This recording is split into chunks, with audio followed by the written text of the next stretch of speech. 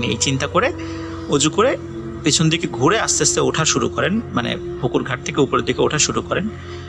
কিন্তু তখন উনি ফিল করেন যে কেউ মনে হয় ওনার মানে নরম হাতে ওনার 2 পা ধরে রেখেছে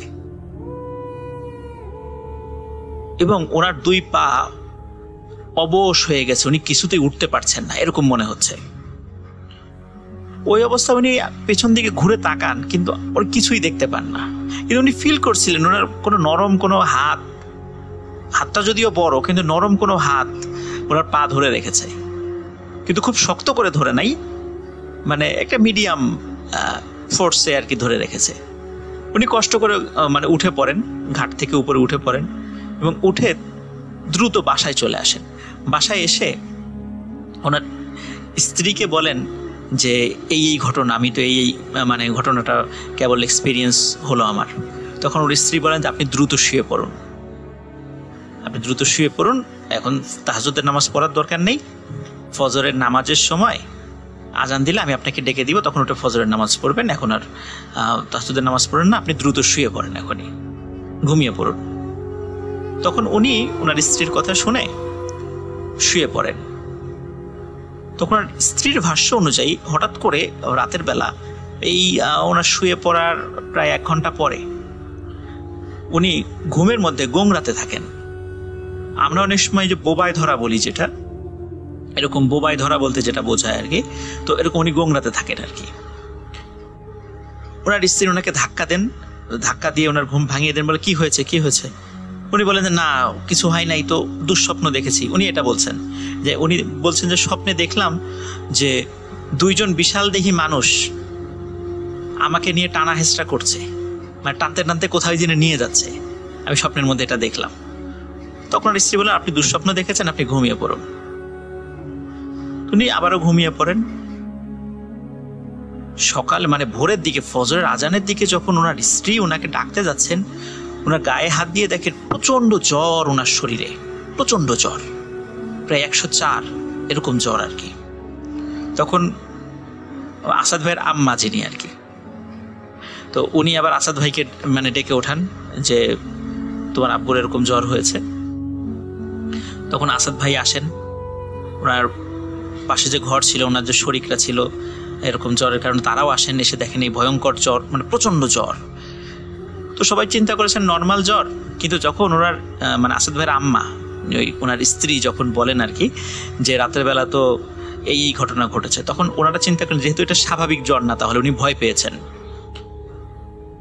তখন ওনাকে মানে ফজরের নামাজের পরপরই বেশ মানে ঝাড়ফুঁক করা হয়।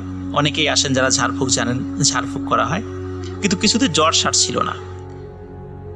এরকম 3 দিন যায়, 4 দিন যায়, জ্বর আর সারে না। কিন্তু যখন 7-8 দিন হয়ে গেল, তখন ওনারা মনে করেছেন যে এটা মনে হয় টাইফয়েড জ্বর, ভয়ের কারণে জ্বর হলে তো সেরেই যেত, এটা মনে হয় টাইফয়েড জ্বর, কারণ আমরা জানি টাইফয়েড জ্বর কিন্তু বেশ অনেকদিন স্টে করে।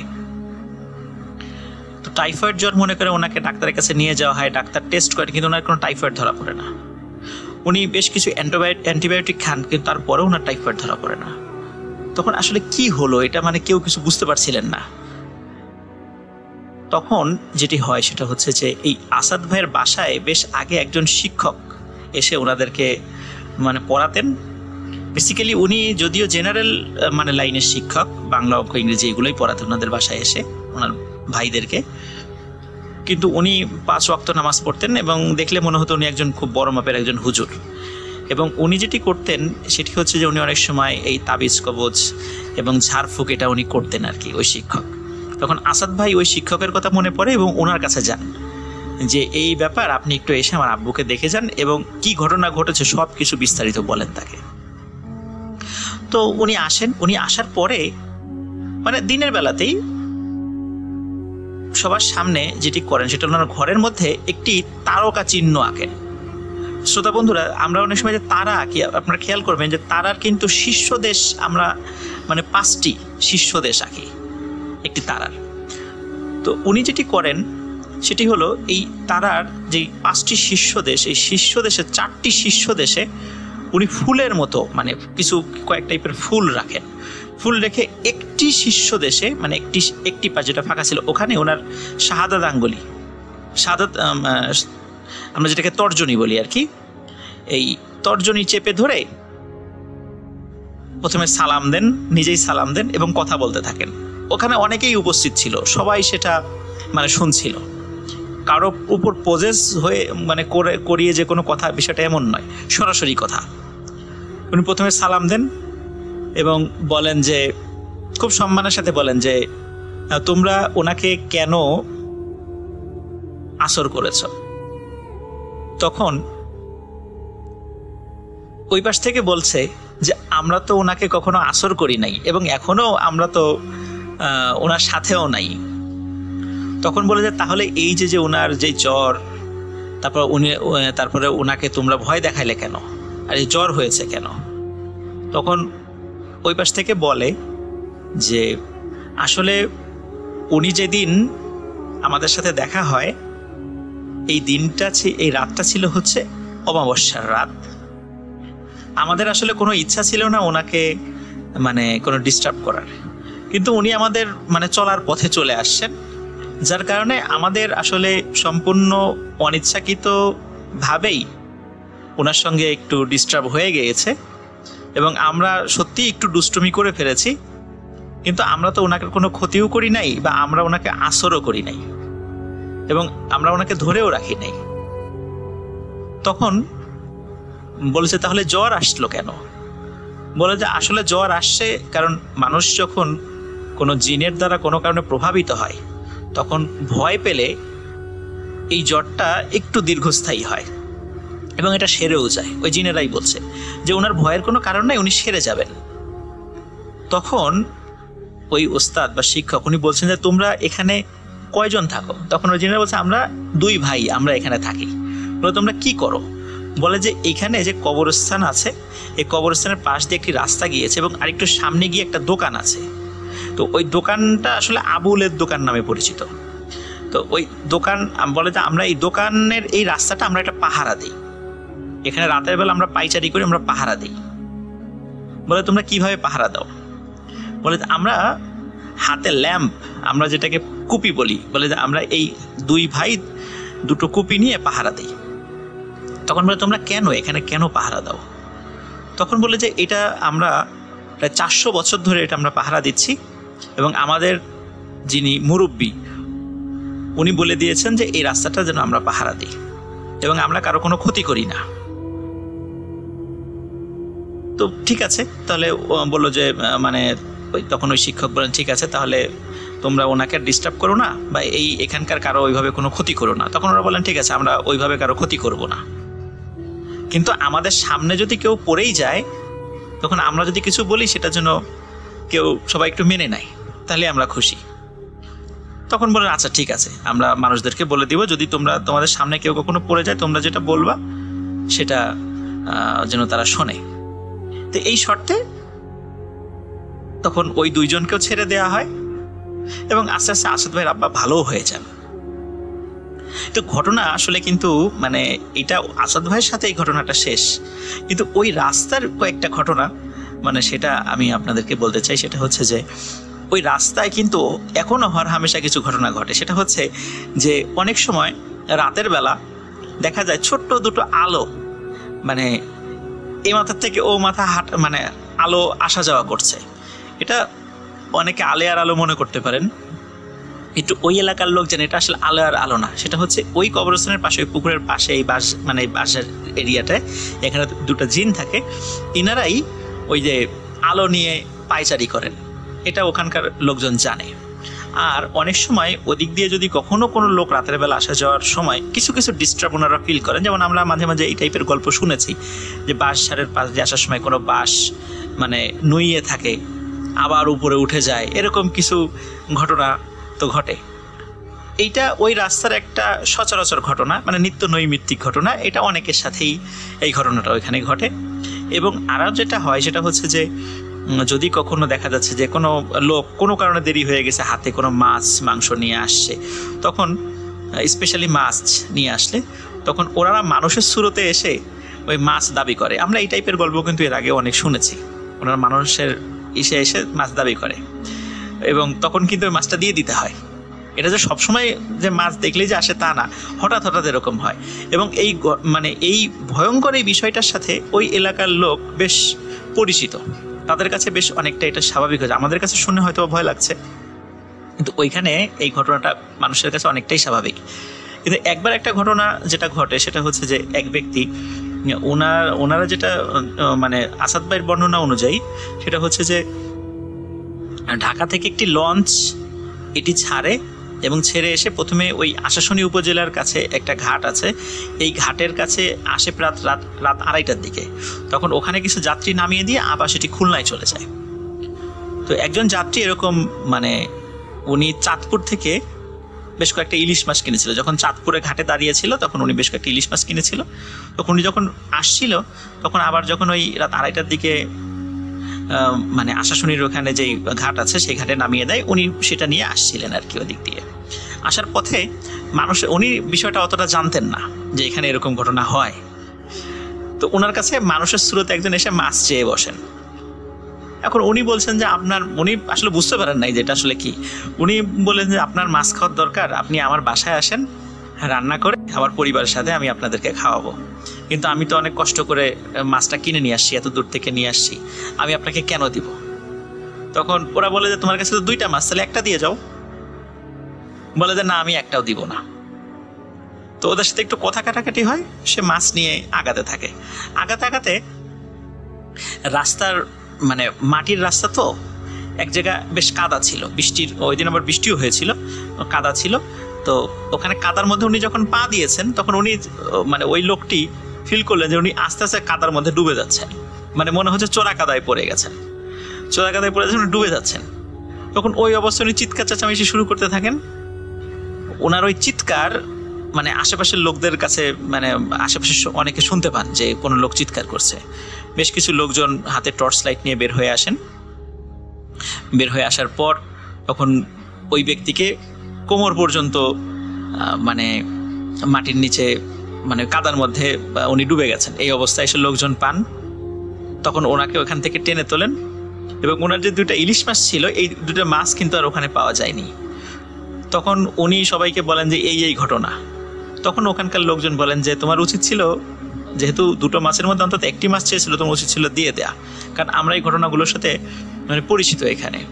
তো তখন উনি বলেন যে আমি তো বিষয়টা জানতাম না, তো যার কারণে আমি তো মানে বুঝতে পারি নাই যে এই ঘটনা ঘটেছে।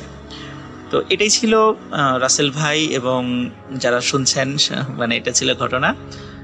আশা করি সবার ভালো লেগেছে। সবাইকে আবারও ধন্যবাদ জানাচ্ছি, আবারও ঈদ মুবারক। সবাই ভালো থাকবেন, সুস্থ থাকবেন, আমার জন্য দোয়া করবেন। আসসালামু আলাইকুম।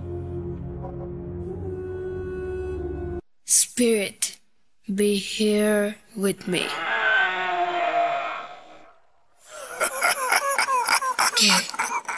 কে তুমি? Bhoot.com. The fear returns with Russell. আমি চলে যাব আমাদের পরবর্তী ঘটনায়, এবং অফকোর্স এই ঘটনাটিও ব্ল্যাক ম্যাজিক নিয়ে। যেহেতু আপনারা ব্ল্যাক ম্যাজিক অনেক অনেক বেশি পছন্দ করছেন এবং ভোট করেছেন, সুতরাং আরও একটি ব্ল্যাক ম্যাজিকের ঘটনা আশা করছি আপনাদের ভালো লাগবে। চলুন শুনে আসি। আসসালামু আলাইকুম রাসেল ভাই, আশা করি ভালো আছেন। আমি জানি আপনি সবসময় ভালো দলে থাকেন। অনেকদিন থেকে ঘটনা পাঠাবো করে হয়তো বা কোনো কারণবশত ব্যস্ততার কারণে পাঠানো হয়ে ওঠে না।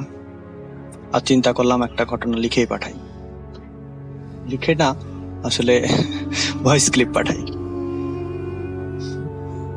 ভূত এফএম প্রায় শুরু থেকে শুনে আসছি। হঠাৎ ভূত এফএম বন্ধ হওয়ার কারণে অনেক কষ্ট পাইছিলাম।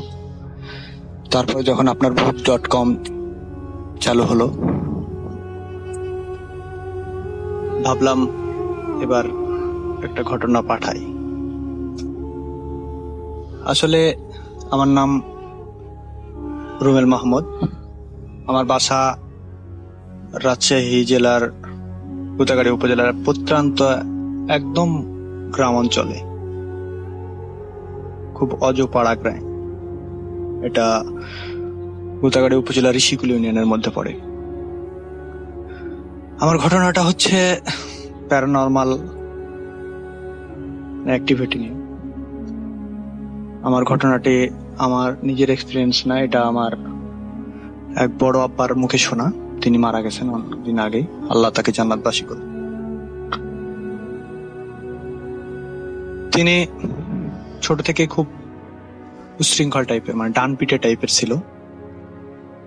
মানে সব রকম যতই ভয়ের হোক আর যত দুঃসাহসিক কাজ হোক, সে সব কাজই করত। তেনার নাম ছিল লোকমান। তো আমাদের গ্রামে আরেকজন ছিল যে তন্ত্রমন্ত্র সাধন করত, নূর মোহাম্মদ। উনি অনেক জাদুটোনা, কবিরাজি এসব লিপ্ত ছিল। তো সে আমার বড় আব্বা যিনি লোকমান, তিনি ছোটবেলা থেকেই তার ইচ্ছা যে তিনি এগুলা শিখবেন। তো তিনি কথা মাফিক সেই নূর মোহাম্মদের কাছে গেলেন এবং বললেন তাকে এগুলা শিখানোর জন্য। সে বলল এগুলা শিখাওয়া তো সহজ না, এগুলা না শিখায় ভালো। কিন্তু সে এক জেদ তার, সে শিখবেই, এটা না শিখে সে ছাড়বে না। তো তাকে বলা হলো যে এটা শিখতে হলে অনেক দুঃসাহসিক কাজ, সাহসের প্রয়োজন। তো তাকে প্রথমে তার সাহসের পরীক্ষা দেওয়া লাগবে। সে জিজ্ঞেস করলো কি করা লাগবে বলেন, সমস্যা নয়, আমি সেটা করতে রাজি। নূর মোহাম্মদ কথা মাফিক বলল যে তোকে যখন আমি ডাকবো, যে সময় ডাকবো তখন তুই আসবি, তারপরে সে মাফিক তোকে আমি যেখানে নিয়ে যাব, যা করতে বলবো তা করা লাগবে। সে তো রাজি। তো আমাদের এলাকায় একজন আত্মহত্যা করেছিল, মেয়ে মানুষ। তো তাকে গোরস্থানে কবর দেওয়া হয়েছে। তো সে বড় বাবাকে সে কথা মাফিক বলল সেখানে যাওয়া লাগবে এবং তার মাথা কাটা লাগবে। যদি সে রাজি থাকে এবং এই কাজ করতে পারে তাহলে তাকে এগুলা শেখানো হবে। তার কথা মতো সে গেল, রাতে সম্পূর্ণ প্রস্তুতি শেষ করলো। আর তাকে বলে দেওয়া হলো এটা কিন্তু অত সহজ না, এটা করতে হলে অনেক সাহসের প্রয়োজন, অনেক কিছুই দেখতে পাবে সে, অনেক বাধা আসবে, বিপত্তি আসবে, অনেক রকম ভয়ঙ্কর কিছু ঘটতে পারে, সে যেন ভয় না পায়। তা আসলে সে অনেক সাহসী ছিল, সে বলল না আমার এগুলা কোনো ভয় লাগবে না, সমস্যা না, আমি রাজি। তারপরে তারা গভীর রাতে প্রস্তুতি গ্রহণ করলো যাওয়ার জন্য সে গোরস্থানে এবং দুইজন মিলে সেখানে গেল। শুনশান নীরবতা, আশেপাশে কেউ নাই, ধুধু প্রান্তর আর সেই গোরস্থান।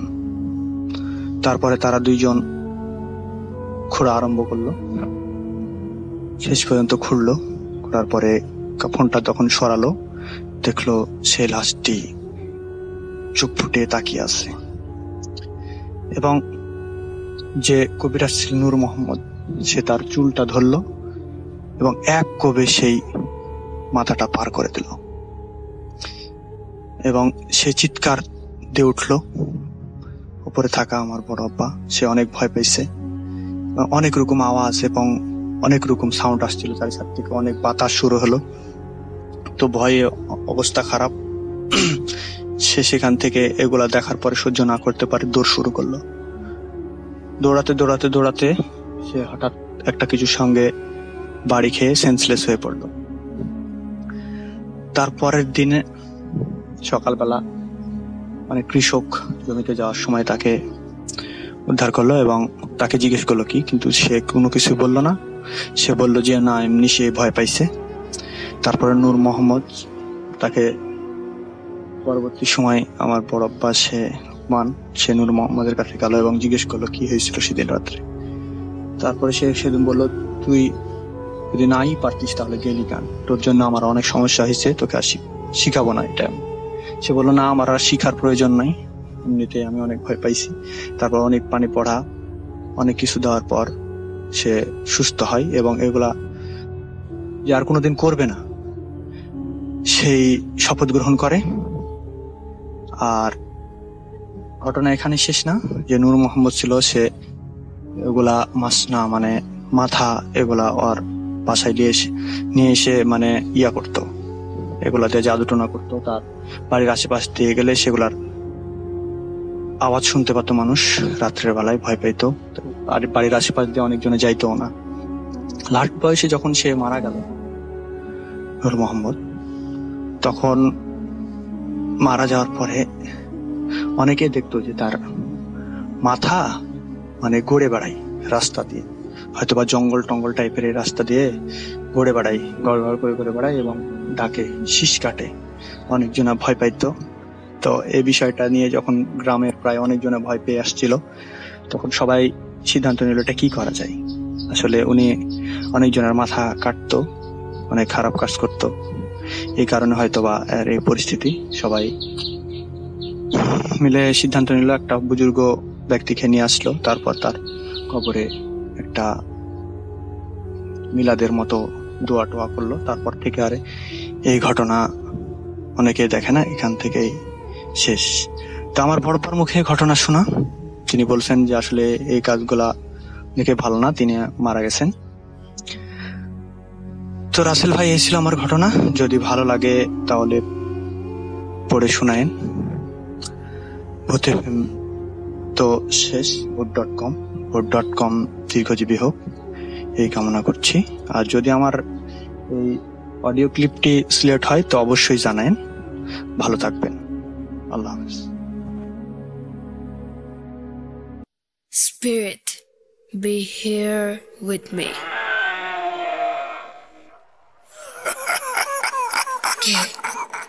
কে তুমি? Vote.com. The fear returns with Russell.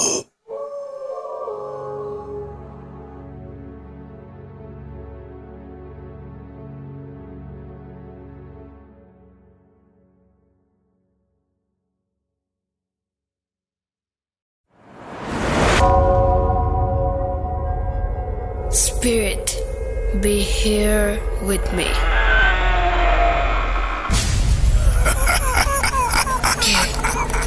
কে তুমি? Vote.com. The fear returns with Russell.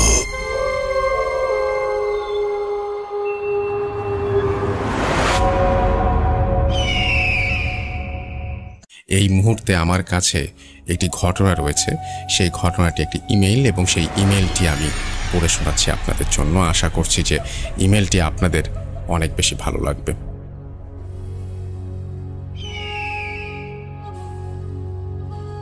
আসসালামু আলাইকুম রাসেল ভাই, অনেকদিন পরে আজ আরেকটি সত্যি ঘটনা শেয়ার করছি। দুঃখিত, এই ঘটনাও আপনাকে আজ লিসেনারদের পড়ে শোনাতে হবে। নতুন করে আবার শুরু করার জন্য প্রথমেই আপনাকে ধন্যবাদ।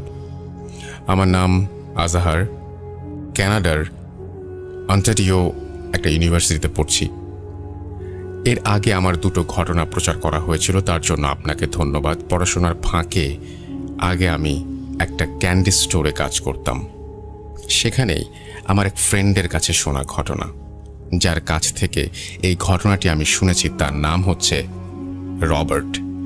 রবার্টের একজন কাজিনের সাথে মূলত এই ঘটনাটি ঘটে। তার কাজিন কেভিন থাকতো আমেরিকার নেভারাস্কায়। কেভিন ইউনিভার্সিটি অফ নেভারাস্কায় পড়াশোনা করত। ডর্মে জায়গা না পাওয়ায় তাকে একটা বাসা নিয়ে আলাদা থাকতে হতো। তার বাসা ছিল ইউনিভার্সিটি থেকে কিছুটা দূরে, বাস স্টপ পর্যন্ত 5 মিনিট হাঁটার রাস্তা, তারপর 10 মিনিটের বাস জার্নি। তার নেইবারহুডের আগে একটু বর্ণনা দেওয়া দরকার। শহরের একটু বাইরের দিকে মূলত ছিল এই নেইবারহুড, এবং তুলনামূলক একটু উঁচুতে, কারণ পাশেই একটা বেশ উঁচু টিলা ছোটখাটো পাহাড়ের মতো ছিল। সেখানে বিকেলে অনেকে হাঁটতে যেতেন, বিশেষ করে সামারের সময়। সেই পাহাড়ের চূড়োতে দাঁড়িয়ে থাকলে নিচে তাকালে পুরো শহরটা দেখা যায় রাতের বেলা, যা অবিশ্বাস্য মনোরম একটা দৃশ্যের সৃষ্টি করে। ঘটনা হচ্ছে কেভিনের গার্লফ্রেন্ডকে নিয়ে। কেভিনের গার্লফ্রেন্ডের নাম ছিল অ্যালিস। অ্যালিসের সাথে প্রায় তার সম্পর্ক 6 মাসের ছিল। কেভিন পছন্দ করত অ্যালিসকে। তারা অন্য কাপলদের থেকে অনেক আলাদা ছিল। পড়াশোনা থেকে শুরু করে সবকিছু একই সাথে করত। বলতে গেলে কেভিনের প্রচণ্ড ভালো লাগা কাজ করত অ্যালিসের প্রতি, কিন্তু মুখ ফুটে কিছু বলতে পারত না। ঘটনার দিন অ্যালিস কেভিনের বাসায় আসে। তারা ওই দিন মুভি দেখে, ডিনার করে। ধীরে ধীরে অ্যালিসের ডর্মে ফেরার সময় চলে আসে, কিন্তু কেভিন ওই দিন খুব করে চাচ্ছিল অ্যালিস যেন আজকে থেকে যায়, কারণ ওই দিন বাইরে অনেক ঝড় বৃষ্টি হচ্ছিল আর অ্যালিস আর কেভিন কারোরই গাড়ি ছিল না এবং কোনো ক্যাবও ওই সময় পাওয়া যাচ্ছিল না। কিন্তু থেকে যাওয়ার কথা বলতেও তার কেমন যেন একটু সংকোচ হচ্ছিল, যদি অ্যালিস কিছু মনে করে। বারবার এই কথাই মাথায় আসছিল। সে আসলে অ্যালিসকে অনেক ভালোবাসত, কিন্তু জানাতে ভয় পাচ্ছিল, যদি বলতে গিয়ে তাদের বন্ধুত্বই নষ্ট হয়ে যায়। অবশেষে মনের মধ্যে সাহস সঞ্চার করে অ্যালিসকে বলেই বসে, অ্যালিস, আমি বলছিলাম কি, যদি আজকে থেকে যেতে ভালো হতো, বাইরে অনেক ঝড় বৃষ্টি, কিছু পাবে না। তারপর মুচকে সে বলল, আমি তো থেকে যেতেই পারি, কিন্তু কিন্তু কেভিনের চোখে প্রশ্ন, কিন্তু আমি যেখানে থাকি সেখানে তো কেউ থাকতে পারে না। অ্যালিসের উত্তর। হো হো করে হেসে উঠল কেভিন। বলল, ভালোই তো গল্প ফেঁদেছ, তা এই যোগ করার কাজটা কবে নিলে? এইসব বলে অনেক ভয় পাইয়ে দেওয়ার চেষ্টা করছো নাকি আমাকে? হাসি নয় কেভিন, যারা আমার সাথে আগে আমার রুমে থাকতো তারা অনেকবার এই কথা আমাকে বলেছে। কিছুটা লজ্জিত হয়ে অ্যালিস বলল, আমি তোমাকে জানাতে চাইনি, কারণ মনে হচ্ছিল তুমি আমাকে ছেড়ে চলে যাবে, কিন্তু আজ সত্যিটা জানাতেই হলো। কতদিন আর এইভাবে লুকিয়ে রাখবো? আমার এই সমস্যা খুব ছোটবেলা থেকে। অনেক সাইকিয়াট্রিস্টের কাছে গিয়েছি, কোনো ফল পাইনি। সমস্যার ভয়াবহতা বুঝে কেভিন হাসি থামিয়ে ভারী গলায় বলল, এটা হয়তো সাধারণ কিছু, তুমি মিছিমিছি এরকম করছো। অ্যালিস উত্তর দিল, তোমাকে বোঝানো সম্ভব হবে না, তুমি বুঝবেও না, কেউই বোঝে না, আমিও সেটা জানি। তুমি আমাকে বলছো আমি থাকবো, কিন্তু তোমাকে একটা কথা দিতে হবে। কি কথা? জিজ্ঞেস করলো কেভিন। যদি দেখো আমার মধ্যে কোনো অস্বাভাবিকতা এসেছে, তাহলে আমাকে ছেড়ে তুমি লিভিং রুমে চলে যাবে। কোনো কথা বলার চেষ্টা করবে না আমার সাথে। বের হয়ে যাওয়ার সময় দরজার নিচে নবের একটা চেয়ার ঠেকিয়ে যাবে, যাতে আমি বেরোতে না পারি। কথার মাথা মুন্ডু কিছু বুঝতে না পেরে কেভিন তাতেই সায় দিল। রাত 12টা নাগাদ তারা শুয়ে পড়ল। শোয়ার সাথে সাথেই অ্যালিস গভীর ঘুমে তলিয়ে যায়, কিন্তু অ্যালিসের কথা তার বারবার মনে হচ্ছিল, আমাকে ছেড়ে লিভিং রুমে চলে যেও। এই কথা কেন বলল অ্যালিস? বিড়বিড় করে বলল কেভিন, যেন নিজেকেই প্রশ্ন করল। তারপর অ্যালিসের দিকে তাকিয়ে দীর্ঘশ্বাস ফেলে ঘুমানোর চেষ্টা করলো। যথারীতি কেভিন ঘুমিয়েও পড়লো, কিন্তু হঠাৎ কিসের জন্য শব্দ। ঘুমটা ভেঙে গেল। চোখ পিটপিট করে বোঝার চেষ্টা করছে ঠিক কত সময় ঘুমিয়েছে সে। বাইরে বৃষ্টিও থেমে গেছে। ফোনের সময় দেখে 2:40। অ্যালিসের দিকে ফিরতেই তার শরীর বেয়ে রক্ত হিম করা একটা অনুভূতি বয়ে গেল। দেখল বিছানার এক কোণে অ্যালিস সব চুল ছেড়ে তার দিকেই তাকিয়ে আছে। খুব তির্যক তার দৃষ্টি। একটা নীলাভ আবছা আলোক ছটা অ্যালিসকে ঘিরে রেখেছে যেন। অ্যালিস, এত রাত হয়েছে, বসে আছো কেন? শুয়ে পড়ো, কাল সকালে 8টায় ক্লাস। কেভিন কাঁপা কাঁপা সুরে বলল। অ্যালিস আস্তে করে কেভিনের উল্টো দিকে মুখ করে শুয়ে পড়ল, কিন্তু কিছু বলল না। কেভিন শুধু তার ভারী নিঃশ্বাসের আওয়াজ শুনল এবং সে অন্যদিকে ফিরে শুয়ে পড়ল, কিন্তু তার ঘুম আসছে না। অজানা ভয়ে বারবার কেঁপে উঠছে।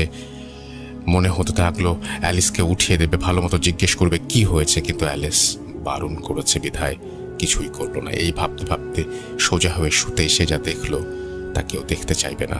সে দেখলো তার নাকের অল্প কিছু, অর্থাৎ কয়েক ইঞ্চি উঁচুতে অ্যালিস বাতাসে ভাসছে।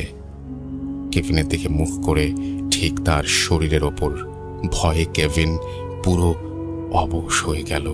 অ্যালিসের চোখ রক্তবর্ণ, চুলগুলো হাওয়ায় ভাসছে। খোলা জানালা জোরে বাতাস বইছিল এবং অ্যালিস তখন বলছে, what makes you believe you can stay with me. তারপরে তিনি মানে আরো অনেক কিছুই বলেছে, বলছে তার রক্ত মাংস সব ছিঁড়ে আলাদা করে ফেলবে, এরকম কিছু একটা, এবং বলছে তুমি আমার সাথে থাকতে চাও, জ্যান্ত অবস্থায় তোমার চামড়া তুলে তোমার হাড় থেকে শরীরের মাংস খুপলে নেব আমি। পিলে চমকানো কণ্ঠে কেভিনকে এই হুমকি দিয়ে কেভিন নড়তে পারছিল না। সে এত ভয় পেয়েছিল যে তার মনে হচ্ছিল নড়লে অ্যালিস তারপরে হামলা করবে এবং যা বলছিল তার নারকীয় রূপ দেখবে। অবিশ্বাস্য হলেও সত্যি, অ্যালিসের গলায় কণ্ঠ আগের মতো ছিল না। খুব ভারী পুরুষালী কেউ যেন অ্যালিসের রূপ ধারণ করে কথা বলছে। কেভিন প্রতিটা মুহূর্ত এক ঘন্টার মতো মনে হচ্ছিল তার কাছে। অনেক কষ্টে শক্তি সঞ্চার করে ঢোক গিলে সে অ্যালিসকে বলল, অ্যালিস আমি কেভিন, তুমি এমন করছো কেন? অ্যালিস এখানে নেই, যদি বাঁচতে চাও তবে তাকে একা রেখে কোথাও যাও। সেই ভয়ঙ্কর কণ্ঠের উত্তর এলো। পুরোটা সময় অ্যালিস কেভিনের শরীরের ওপর ভাসছিল।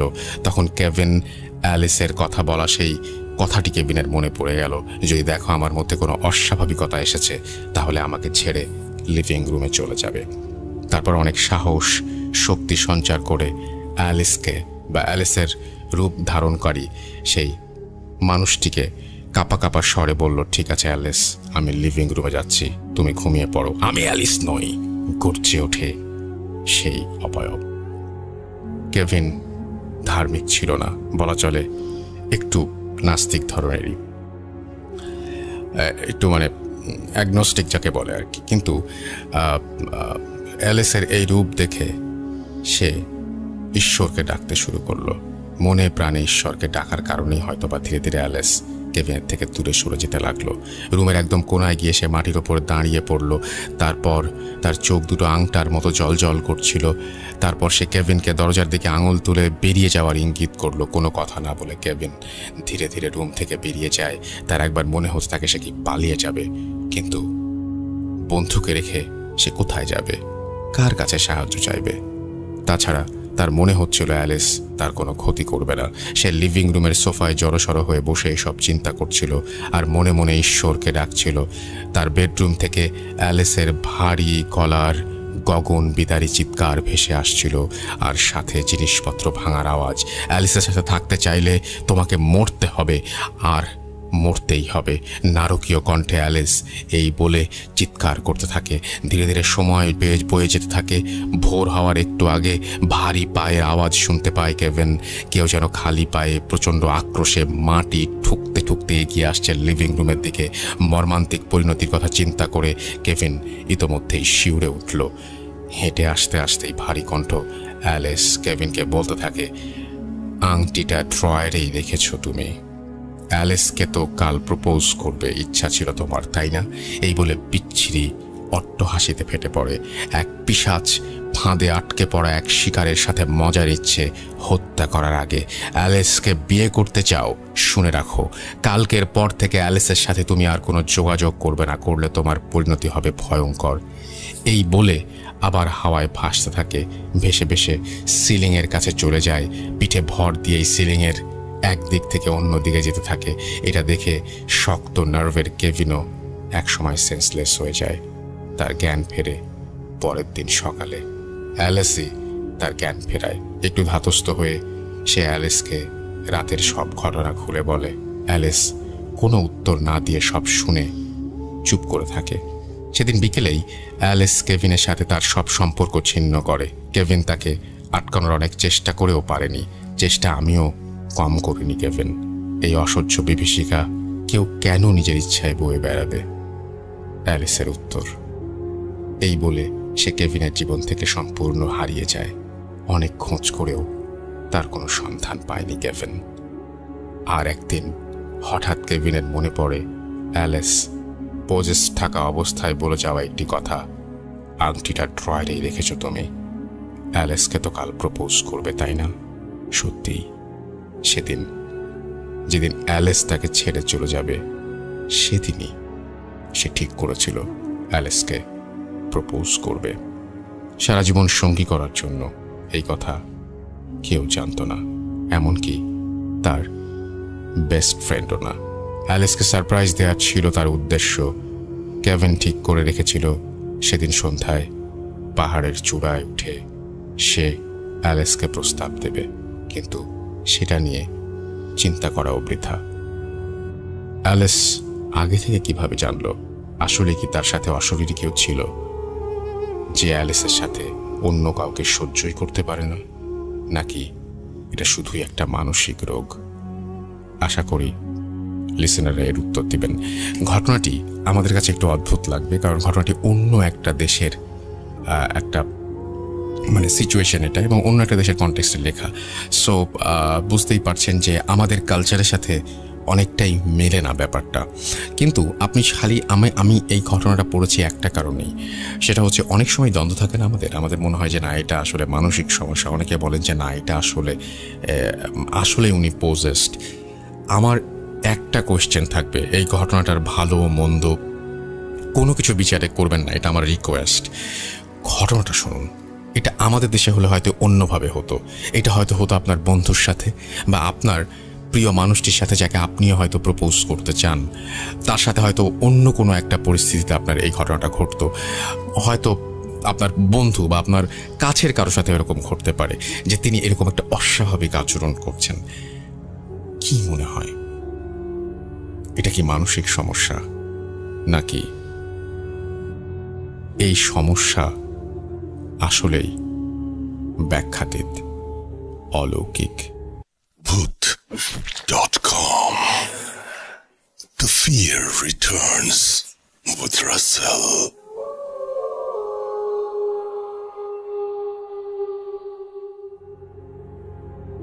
আমার কাছে আরও একটা ঘটনা রয়েছে, যে ঘটনার জন্য আপনারা সবচেয়ে বেশি এখন পর্যন্ত সবচেয়ে বেশি ভোট করেছেন। আমরা একটা পোল করেছিলাম, ফেসবুক পোল, এবং সেখানে আপনারা সবাই ব্ল্যাক ম্যাজিকের ঘটনা শুনতে চেয়েছেন।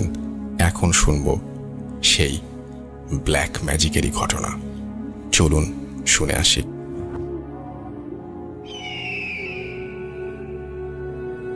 হ্যালো রাসেল ভাই, আসসালামু আলাইকুম। আমি নুসরাত হোসেন বলছি গাজীপুর থেকে। আজকে আমি আমার সাথে ঘটে যাওয়া কিছু ঘটনা শেয়ার করতে চাই। তো আমি যখন প্রথম ক্লাস 7-এ পড়ি তখন থেকে আসলে ঘটনার সূত্রপাত। সেই সময় আমাদের বাসায় একটা মেয়ে কাজ করতো। তো কোনো ইম্পর্টেন্ট কাজে তাকে বাড়িতে যেতে হয়, তার বাড়িতে আর কি, সেটা ছিল উত্তরবঙ্গ। তো সেজন্য আমাকে একা শুতে হয়েছিল আর কি। বাবা মা এক রুমে, আমি আর এক রুমে। আমার বোন তখন ছোট ছিল, দ্যাটস ওয়াই সে বাবা মার সাথে শুতো। তো প্রথম রাত্রে আমি খুব এক্সাইটেড ছিলাম যে হ্যাঁ বড় হয়ে গেছি, একা একা শুবো। তখন শীতকাল ছিল।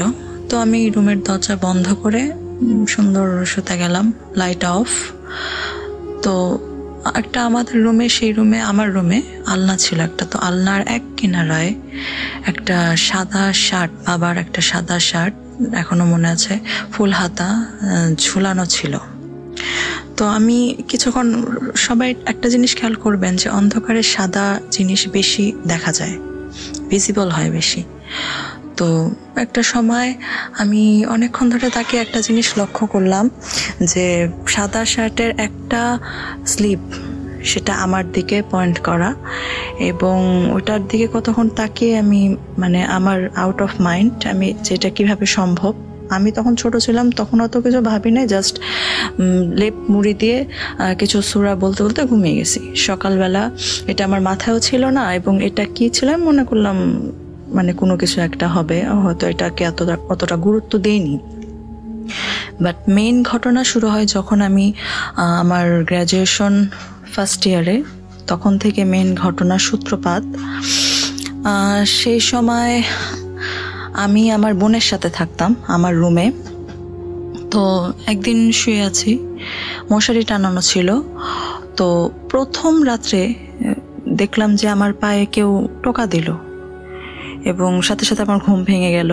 পাশে আমি ভাবলাম যে আমার বোনেরই পা হয়তো লেগেছে, এজন্য জাস্ট এরকম একটা ফিলিং হলো যে পায়ে কেউ টোকা দিয়েছে। তো আমি অতটা গুরুত্ব দিইনি। সেকেন্ড রাত্রে সেম একই ঘটনা, এবং সেটা ছিল আরও বেশি স্পষ্ট এবং আরও বেশি জোরে টোকাটা ছিল। তো আমি হুট করে সাথে সাথে ঘুম থেকে উঠে দেখলাম যে আমার বোনের পা যেখানে আছে সেখান থেকে টোকা দেওয়া, ওভাবে যে আঙুলে সাধারণত টোকা দেওয়া এক জিনিস আর পায়ে পা লেগে ওই ফিলিংসটা হওয়া আরেক জিনিস। তো এটা টোটালি ইম্পসিবল ছিল। আচ্ছা যাই হোক, এগুলো আমি ততটা গুরুত্ব দেইনি, বাট তখন থেকে আসলে মেইন জিনিসগুলোর সূত্রপাত। তো ধীরে ধীরে দেখলাম যে আমার সন্ধ্যা হলেই ভয় লাগা শুরু করতো। নিজের চুল আঁচড়াতে পারতাম না, চুল খোলা দেখলে, কালো চুল দেখলে আমার ভয় লাগতো। সারাদিন আমি ভালো থাকতাম, ভার্সিটি কোচিং এগুলো নিয়ে বিজি থাকতাম, বাট যখন বাসে আসতাম সন্ধ্যাটা হলেই আমার রাজ্যের ভয় এসে আমাকে হানা দিত। তো ঘটনার শুরু প্রায় প্রত্যেক রাতে আমি নানা রকম জিনিস দেখতাম। যেরকম এক রাতে দেখলাম যে কিছু ছোট ছোট বাচ্চার কঙ্কাল, কিছু ছোট ছোট, যেরকম মামি টুতে আমরা দেখে থাকবো যে কিছু কিছু ছোট ছোট পিগমি টাইপ কঙ্কাল, এগুলো আমার দিকে তেড়ে আসছে। আমি সাধারণত লাইট অন করে সবসময় ঘুমাতে যেতাম, বাট সেদিন আমি ঘুমিয়ে যাওয়ার পরে আমার মা লাইটটা অফ করে দেয়। তো হুট করে মাঝরাতে আমার ফিলিং হয় যে মানে কিছু আমাকে দেখছে।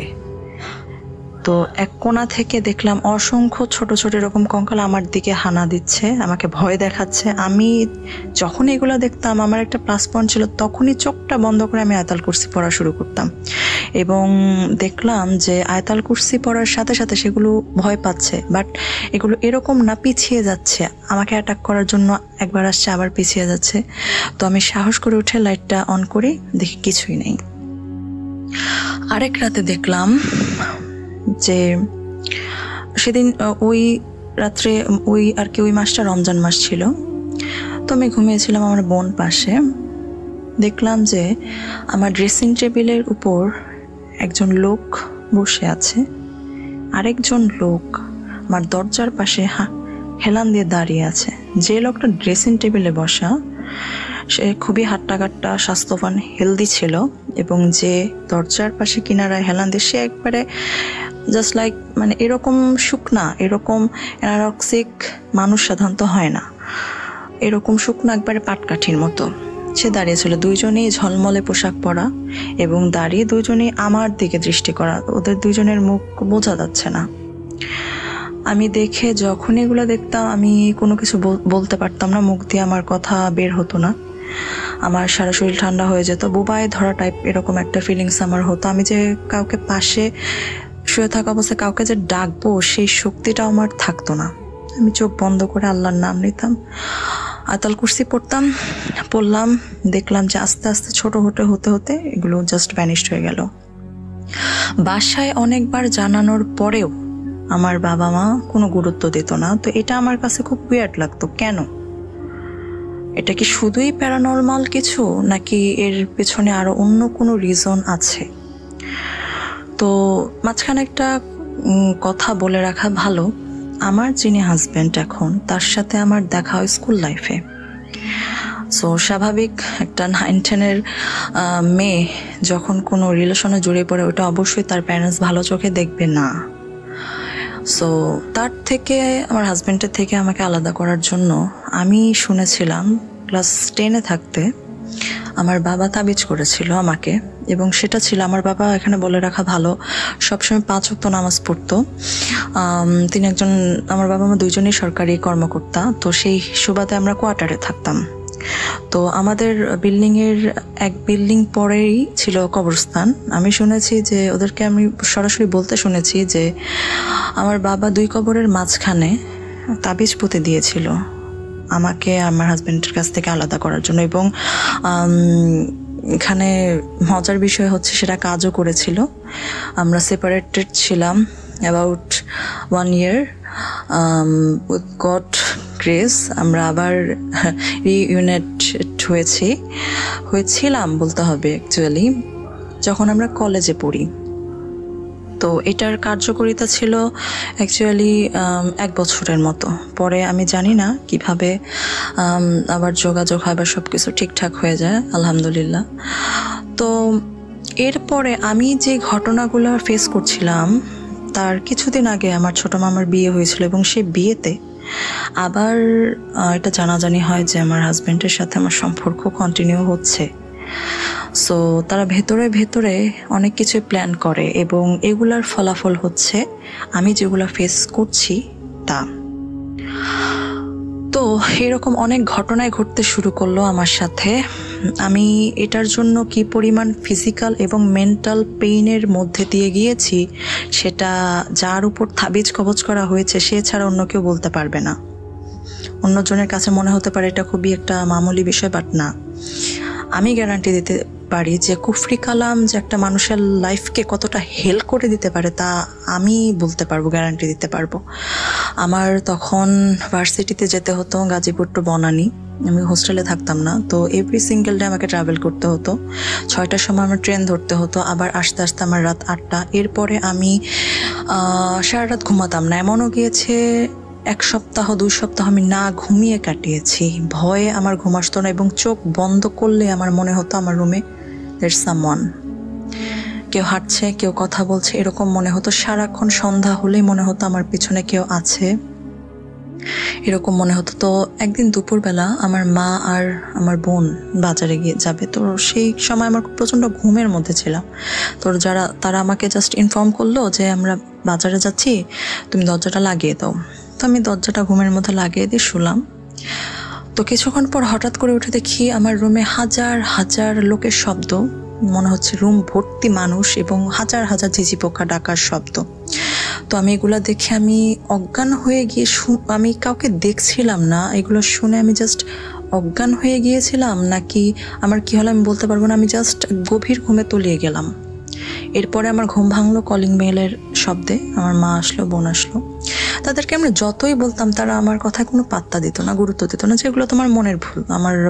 তোমার বাবা 5 ওয়াক্ত নামাজ পড়ে, ঘুমানোর সময় বাড়ি বন্ধ করে শোয়, সো ইটস ইম্পসিবল, এটা তোমার মনের কল্পনা বা সামথিং এরকম কিছু। তো আমি রাত্রেবেলা অনেক চেষ্টা করে আমার বোনকে আমার সাথে শুতে বললে ও শুতো না, ও আব্বু আম্মুর সাথেই শুতো। আমি একা একা শুতাম, দেখা যেত অনেক সময় আমি ঘুমাতাম না বা চোখটা বন্ধ করলে আমার মনে হতো যে কেউ আছে। আমি দেখা যেত লাস্টের দিকে আমি পাগলের মতো হয়ে গিয়েছিলাম। বালিশের নিচে শুকনা মরিচ, রসুন, ম্যাচের কাঠি, লোহা, ছুরি নিয়ে আমি ঘুমাতে যেতাম। এবং একদিন এমনও আছে ছুরি নিয়ে ঘুমাচ্ছি, পেছন দিক থেকে একটা তাচ্ছিল্যের হাসি, সামথিং লাইক যে ছুরি নিয়ে আমাদের কি করতে পারবে তুমি, এরকম একটা হাসি। সাথে সাথে আমি ঘুম ভেঙে জাস্ট আমি মনে হচ্ছিল ছুরিটা নিয়ে আমি কাউকে খুন করবো বা এরকম ভাবে উদ্যত হলাম। দেখলাম না, কিছুই নেই, বরাবরের মতো কিছুই নেই। সো এগুলো থেকে বের হওয়ার জন্য আমি অনেক ট্রাই করছিলাম, আল্লাহর কাছে দোয়া করছিলাম যে আল্লাহ কিছু করো। কারণ মাঝে মধ্যে আমি কাঁদতাম যে আমার সাথে কেন এগুলা হচ্ছে, আমার সাথে এগুলা রিজন কি। তো এর মধ্যে অনেক ঘটনা ঘটতো, অনেক কিছু আমি ফিল করতাম, বাট এটার রিজন কেন হচ্ছে আমি বুঝতাম না। এর মাঝে আমাদের বাসায় রিনোভেশনের কাজ চলছিল। আমার রুমের একটা তাক ছিল, রুমের তাক থেকে যে রিনোভেশনের কর্মীরা, সে একটা তাবিজ দিল। তাবিজটা কে বা কারা রেখেছে আই হ্যাড নো আইডিয়া। আমি তাবিজটা দেখলাম, খুললাম, কিছুই বুঝলাম না, কিছু আরবি লেখা ছিল। তো যাই হোক, এটা নিয়ে বাবাকে বললাম, ওরা বলল যে তারা কিছুই জানে না। তো মাঝখানে দেখেছিলাম যে বাবা মা তাবিজ পড়েছিল, তারা দুজন। হুট করে কেনই বা তাবিজ পড়বে, কারণ তাদের কখনো আমি দেখিনি তাবিজ পড়তে। হুট করে কেনই বা তাবিজ পড়া শুরু করলো, কেনই বা কি কারণ আমি বুঝে উঠতে পারছিলাম না। তো এই সময়ের মধ্যে আমার যে হাজব্যান্ড, তার সাথে তখন আমার সম্পর্ক কন্টিনিউ হচ্ছিল, তার সাথে আমার সম্পর্কের অবনতি ঘটে। দেখা যেত যে আমি যে মেয়েটা সবসময় নিজেকে শালীনভাবে রাখতো, সবসময় অন্যদের থেকে নিজেকে একটু দূরত্ব বজায় রেখে চলতো, সবসময় তার সম্পর্কটাকে সবচেয়ে বেশি গুরুত্ব দিত, সে এখন দেখা যাচ্ছে যে ফ্র্যাঙ্কলি অন্য ছেলেদের প্রতি তার অ্যাট্রাকশন বেড়ে গেছে। ফেসবুকে হোক, সরাসরি হোক, তাকে তখন আর আমার হাজব্যান্ডকে ভালো লাগতো না, যেটা সত্যি কথা, ভালোই লাগতো না, উইদাউট এনি রিজন আমার ভালো লাগতো না। দেখা যেত আগে ফেসবুক ইউজ করতাম না, বাট ফেসবুকে আমি এখন অনেক বেশি অ্যাক্টিভ আগের চেয়ে, অনেক ছেলেদের সাথে চ্যাটিং করছি, এগুলো আমার হাজব্যান্ড পছন্দ করতো না। তো একটা পর্যায়ে গিয়ে আমি অন্য এক ছেলের সাথে ইনভলভ হয়ে যাই এবং এই রিজনের কারণে আমাদের সম্পর্কটা ভেঙে যায়।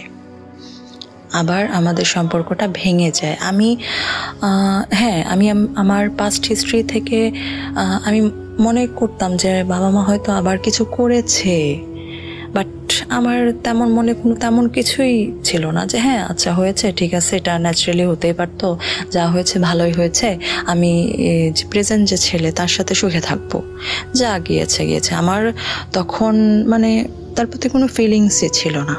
আচ্ছা যাই হোক, এরপরে আমি লাস্ট ঘটনাটা যখন ঘটে, সেটাও রমজানের সময়, তখন আমি আর মা শুয়ে আছি। তো আমি খাটের কিনারায় শুয়েছি, মা আমার পিছে ঘুমাচ্ছে। হুট করে মনে হলো আমার সামনে কেউ। তো চোখ খুলে দেখি আমার বোন, সে চুল টুল খুলে দাঁড়িয়ে আছে আমার সামনে এবং আমাকে এইভাবে জাস্ট উপর থেকে দেখছে। আমি জাস্ট বুঝে উঠতে পারলাম না, কিছুক্ষণ আগে তাকে দেখলাম পড়ার টেবিলে পড়তে বসেছে, সে এখানে কিভাবে আসলো। আর তখন আমি আসতেও পারে, বাট আমার কেন জানি খুব ভয় লাগা শুরু করলো, আসলো তো আমাকে এইভাবে দেখার কথা না। তো আমি যে পিছনে আমার মাকে ডাকবো, সেই শক্তিটুকু আমি হারিয়ে ফেললাম। মাকে ডাকতে যাব, ওই জিনিসটা দরজা দিয়ে না গিয়ে আমার খাটের কিনারা দিয়ে চলে গেল দেয়ালের দিকে, যেটা একটা হিউম্যান বিং এর পক্ষে টোটালি ইম্পসিবল। সো আমি মাকে ডাকলাম, উঠলাম, আমার বোনকে বললাম, সে পড়ছে, যেটা হওয়ার কথা ছিল, সে পড়ছে বরাবরের মতো, সে আমার রুমে যায়নি। তো এই ঘটনার পর আমি স্ট্রংলি ডিসিশন নিলাম যে না, আমাকে হুজুর দেখাও, না হলে আমি এভাবে পারছি না, আমি মেন্টালি আর পেইন আর ফিজিক্যালি আর পেইন নিতে পারবো না। এটাতে আমি প্রচণ্ড অসুস্থ হয়ে পড়ছিলাম, মেন্টালি ফিজিক্যালি রাতে ঘুমাতে পারতাম না। তার উপর আমার ব্রেকআপ, ওকে সরাসরি আমি মন থেকে ভুলতে পারতাম না, আবার দেখা যেত ভালোও লাগতো না, একটা দ্বিধাদ্বন্দ্বের মধ্যে ছিলাম। তো নানুর বাসায় আমাকে এক হুজুর দেখানো হলো। সে বলল যে, উনি রিজনগুলো জিজ্ঞাসা করলো যে কি হয়, আমি কি কোথাও চলে যাই বা রাত্রিবেলা উঠে কোথাও চলে যাই নাকি বাসায় থাকি বা কীরকম জিনিস ফেস করি, আমি সব কিছু ডিটেলে বললাম। তো উনি শুনলেন, শোনার পরে পানি পড়া দিলেন, বললেন যে মঙ্গলবার এবং শনিবার রুমের মধ্যে ছেটাতে এবং রুম চেঞ্জ না করতে, এবং বললেন যে ঘুমানোর সময় বুকের মধ্যে অথবা হাতের মধ্যে বিসমিল্লাহ বলে ওমর, আইন, মিম, রা, এই 3টা ওয়ার্ড লিখে শুতে। তো আমি তাই রিচুয়ালসগুলো ফলো করা শুরু করলাম এবং দেখলাম যে একটা জিনিস খেয়াল করলাম, যেগুলো আমার সাথে হচ্ছে সেগুলো যে হুট করে রিচুয়ালসগুলো ফলো করার পর বা পালন করার পর চলে যাচ্ছে তা না, বাট যাচ্ছে গ্র্যাজুয়ালি, খুবই গ্র্যাজুয়ালি। সেগুলো এখন আমাকে হয়তো কাছে আসতে পারে না, বাট কিছুটা ডিস্টেন্স রেখে আমাকে ভয় দেখায়। তখন আমি ঘুমের মধ্যে চিল্লায় উঠতাম, নানা রকম স্বপ্ন দেখতাম, আজে বাজে স্বপ্ন। তো এরপরে আরও কয়েক মাস পরে আমি সামহাও জানতে পারি, অনেক জোরাজুরি করার পর আমার বোনের কাছ থেকে আমি জানতে পারি যে বরাবরের মতো আমার বাবা মা, আমার ফ্যামিলি আমাকে তাবিজ করেছিল আমার হাজব্যান্ডের কাছ থেকে দূরে সরানোর জন্য, এবং সেটা করেছিল আমার মামার বাসায়, আর কি অ্যাকচুয়ালি আমার নানুর বাসায়। আমার খালার সাথে এক লোক চাকরি করত, সে আরেক হুজুরকে জানতো, যে থাকতো গাজীপুর টঙ্গীতে, সে জিন পালতো।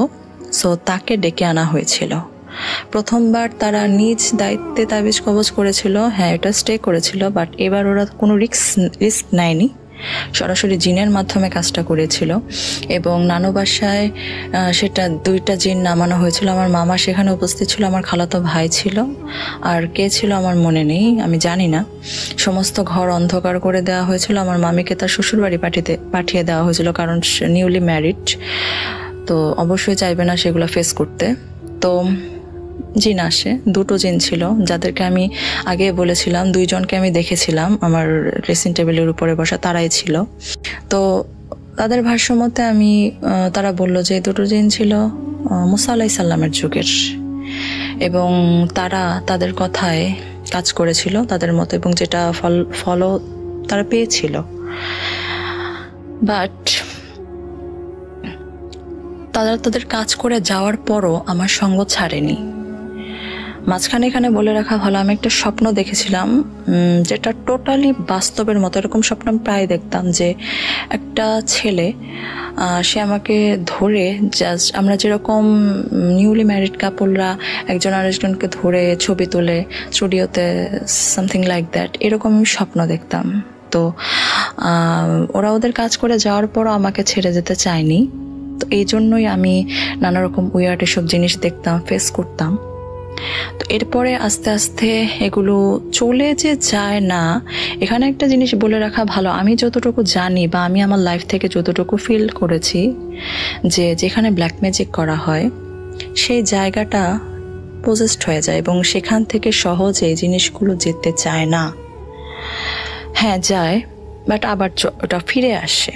তো আমি আমার রুমে কখনো রাত্রেবেলা শান্তি মতো ঘুমিয়েছি এটা আমি বলতে পারবো না। দেখা যেত যে সারা রাত আমার রুমে অডিওতে সূরা বাকারা বা এরকম কোনো সূরা চলতো, আমি একটু ঘুমাতাম, মনে হতো যে কেউ আমার সামনে আছে, আমি এগুলো ফিল করতাম।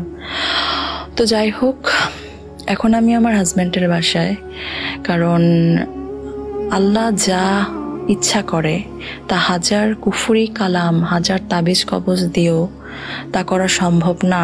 মানুষের ভাগ্যে যা আছে তা হবেই। আলহামদুলিল্লাহ আমার সাথে এরকম কোনো ঘটনা, এরকম কোনো কিছু হয়নি যার জন্য আমাকে হাজব্যান্ডকে হারাতে হয়েছে। বাট অবশ্যই আমার অনেক ফিজিক্যাল এবং মেন্টাল পেইনের মধ্য দিয়ে যেতে হয়েছে। আমি চাবো না এরকম কোনো কিছু কারোর সাথে করা হোক, কারণ কুফরি কালাম করা খুবই বাজে একটা জিনিস। সেটা যে কেউই করুক না কেন, ভালোর জন্য করা হলেও খুবই খুবই বাজে একটা জিনিস। এটা আমি আমার নিজের লাইফ থেকে দেখে শিখেছি, বুঝেছি এটা কতটা মেন্টাল এবং শারীরিক পেইন দিতে পারে একটা মানুষকে, সেটা আমি বুঝেছি। তো এই ছিল আমার ঘটনা। আশা করি সবার ভালো লাগবে। ভালো লাগলে অবশ্যই আমার ঘটনাটা ভাইয়া প্লে করবেন। সবার জন্য শুভকামনা। ভালো থাকবেন সবাই। আসসালাম। Spirit, be here with me.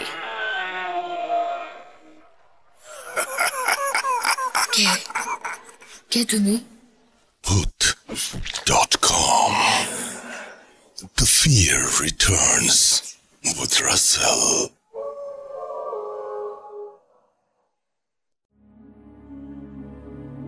চলুন শুনে আসি আফনান ভাইয়ের ঘটনা।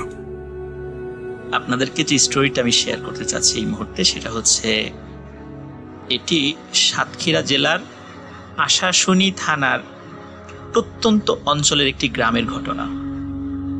এই স্টোরিটি আমাকে শেয়ার করে দিয়েছেন সৈকত, যার বাড়ি খুলনা, এবং সৈকত মাঝে মাঝেই অনেক চমৎকার চমৎকার স্টোরি আমাকে এনে দেয়।